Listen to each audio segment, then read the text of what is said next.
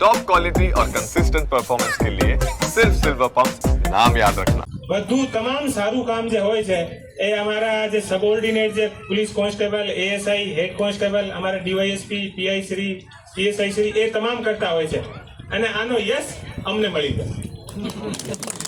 ખરેખર વસ્તુ એવી છે કે બધું કામ આનો હોય છે અને તમે તમામ યશ અમને આપી દો કે સાહેબ એસપી સાહેબ બહુ સારું કામ કરે। એ બીજી વસ્તુ તો મારો સૌથી વધારે કોઈને ધન્યવાદ છે તો જામનગરની અમારી પોલીસને છે।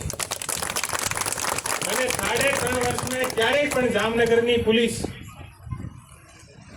એક પણ વસ્તુનો દાગ નથી લાગવા દીધો, કોઈ પણ વસ્તુ એવી નથી કરી। મને એવી જામનગરની પોલીસ ઉપર મને પ્રાઉડ છે કે એટલી સરસ રીતે। પછી આપણે જામનગરમાં ઘણી બધી શોભાયાત્રા નીકળતી, બીજી બધી વસ્તુ, આ તમામ લોકોનો જે સહયોગ જોઈને અને મને આનંદની લાગણી થતી હતી કે કેટલા, અને અમે ક્યાંય ઉભા રહીએ કે સાહેબ આવો ને થોડાક બેસો ને, બેસીને આપણે ચાય પીવો, કોફી પીવો, યાની આપણી જે સૌરાષ્ટ્રની જે આપણે કહીએ છીએ મહેમાન, આનો એક બહુ સરસ એક્ઝામ્પલ હું આપું કે હું પ્રોબેશન મેં સાબરકાંઠા હતો, ત્યાંથી રેગ્યુલર એએસપી માં મારી પોસ્ટિંગ થઈ અમરેલી, તો હું રસ્તે જતો હતો તો એક હોટલ ઉપર થોડો ફ્રેશ થવા માટે રૂક્યો, તો ત્યાં મને લોકો પૂછ્યો કે સાહેબ તમે ક્યાંથી આવ્યા છો? મેં કીધું હું સાબરકાંઠા। અચ્છા સાહેબ તમે ગુજરાત થી આવ્યા છો? હું થોડો ચોક્યો, ભાઈ આપણે અત્યારે ગુજરાતમાં છીએ કે બહાર તો નથી નીકળ્યા। મેં કીધું આપણે ગુજરાતી છીએ કે સાહેબ સૌરાષ્ટ્ર છે।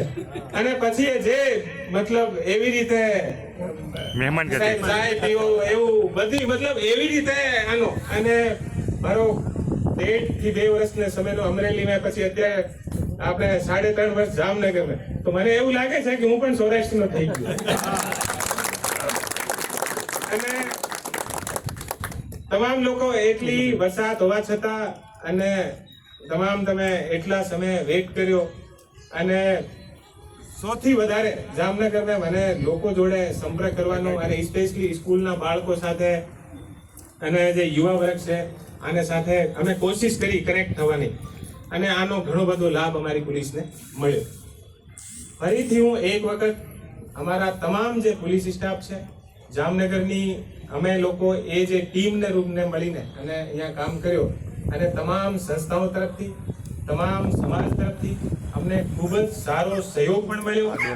અને જામનગર પોલીસ હેડક્વાર્ટરને અમે જન સહયોગ માટે ક્યારેય પણ તમારે જોડે વાત કરતા હતા તો બધા લોકો રેડી, કોઈને કહીએ અમે બોલાવીને કે એવું બનાવવા છે। એટલો સરસ તમારા સામે જોઈ શકો કેટલો સરસ સ્ટેડિયમ છે જામનગર में। અમે પોલીસ હેડક્વાર્ટર में લગભગ 25,000 ને આસપાસ તો અમે ઓક્સિજન પાર્ક બનાવ્યો છે, અને તમે જોઈ શકો કેટલા સરસ ત્યાં ઝાડ થયા છે। ઓ આખા જામનગરને શહેરને વચ્ચોવચ્ચ તમામ લોકોને તમને સરસ રીતે સારી હવા આપશે। આને અલાવા અમે સરસ રીતે અમૃત વાટિકા અને આમ્ર વાટિકા બનાવી છે, એ ફ્રૂટ્સના બહુ સારા।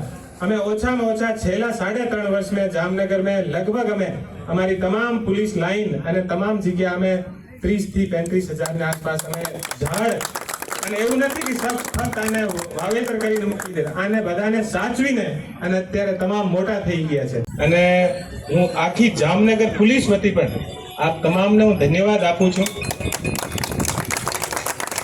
કે જામનગરના લોકો જામનગરની પોલીસની બહુ વધારે હેલ્પ કરે છે, અને બહુ સરસ રીતે અને સારી રીતે જ્યારે પણ અમને જરૂરિયાત થતી, યા કોઈ પણ આપણે શોભાયાત્રા હોય, બીજી વસ્તુ હોય, તમામ લોકો વોલેન્ટિયરના રૂપથી બીજી બધી વસ્તુમાં સામેથી આવીને અને બધી કરતા હોય છે।